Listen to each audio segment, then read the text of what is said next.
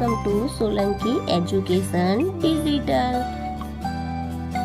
ચાલો આજે આપણે શીખીશું ધોરણ 5 ગણિત ગમ્મત સ્વાધ્યાય પોથી લેસન નંબર 10 10મો અને 100મો ભાગ.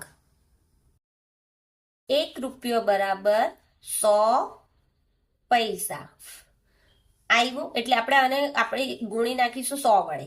તો અહીંયા જો ધ્યાનથી જોજો 2 પંચા 10 એટલે અહીંયા 5 એટલે 50 આવ્યા. એટલે કેટલા આવ્યા? 50 આવ્યા. પણ અહીંયા આપણે કેટલા લખ્યા છે?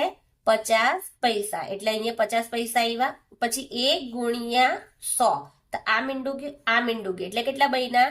10 પૈસા એટલે અહીંયા આવશે 10 પૈસા. મેં જોડતી નથી કેમ કે તમને ખબર પડે એટલા માટે. ગુણ્યા 100 અહીંયા જો 5 દુ 10 એટલે કેટલા આવ્યા? 20 એટલે કેટલા આવ્યા? 20 પૈસા.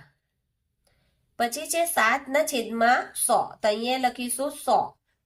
આ બે મીંડા ગયા, આ બે મીંડા ગયા કેટલા આવ્યા? 7 એટલે અહીંયા આવશે 7 પૈસા. પછી છે 3 ના છેદમાં 4 એટલે 100 તો 4 25 ચોક 100 ને 25 ગુણ્યા 3 આ 3 આવ્યા, આ 3 છે એટલે 25 તાલી 75 પૈસા આવ્યા. પછી છે 2 ના છેદમાં 5 એટલે અહીંયા આવશે 100 એટલે 5 દુ 10 એટલે 20 પંચા 100 ને 20 ગુણ્યા 2 એટલે કેટલા આવ્યા? 20 દુ 40 પૈસા. પછી આવશે 98 છેદમાં 100 તો અહીંયા 100 આવશે, આ 100 ગયા, આ 100 ગયા કેટલા આવ્યા? 98 પૈસા. 1 ના છેદમાં 4 તો અહીંયા 100 લખીશું. કેટલા આવશે? 25 ચોક 100 એટલે 25 પૈસા. પછી અહીંયા પણ 100 આપીશું એટલે 20 પંચા 100 એટલે 20 પૈસા. અહીંયા 100 આપીશું. 100 કેમ આપીએ છીએ યાદ રાખજો કે આપણે એને રૂપિયાને પૈસામાં કરવાના છે. એટલે 5 દુ 10 એટલે 20 પંચા 100 20 ગુણ્યા 3 એટલે 60 પૈસા. બી આ બી નું આપણે મળી ગયું ને બી ને સી નું જોડવાનું છે. તો જો અહીંયા 7 પૈસા છે તો પૈસાને આપણે શામાં ફેરવવાના છે? રૂપિયામાં. એટલે 100 આવશે ભાગાકાર થશે એટલે કેટલા આવશે? આપણે 1 ને 2 1 2 અહીંયા કશું નથી એટલે 0 એટલે 0.07 એટલે અહીં કઈ આવશે? 0.07 વાળું આવશે. પછી 20 પૈસા તો 20 પૈસા છે તો 20 છેદમાં 100 એટલે કેટલા આવશે? 1 ને 2 એટલે 1 2 પછી કશું નથી એટલે 0 એટલે 0.20 એની સાથે આવશે.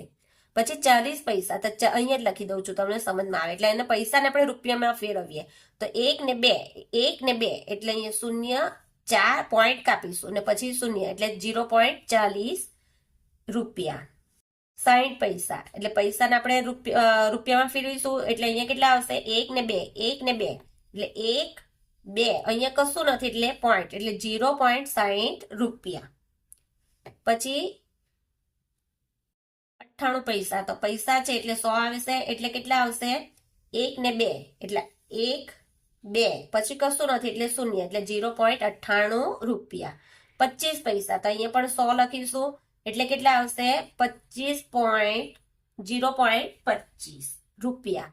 80 પૈસા એટલે અહીંયા 100 આવશે એટલે 1 ને 2 એટલે 0.80 રૂપિયા. આ રૂપિયા છે હા. પછી છે 50 પૈસા તો અહીંયા પણ 100 આવશે એટલે 0.50 રૂપિયા.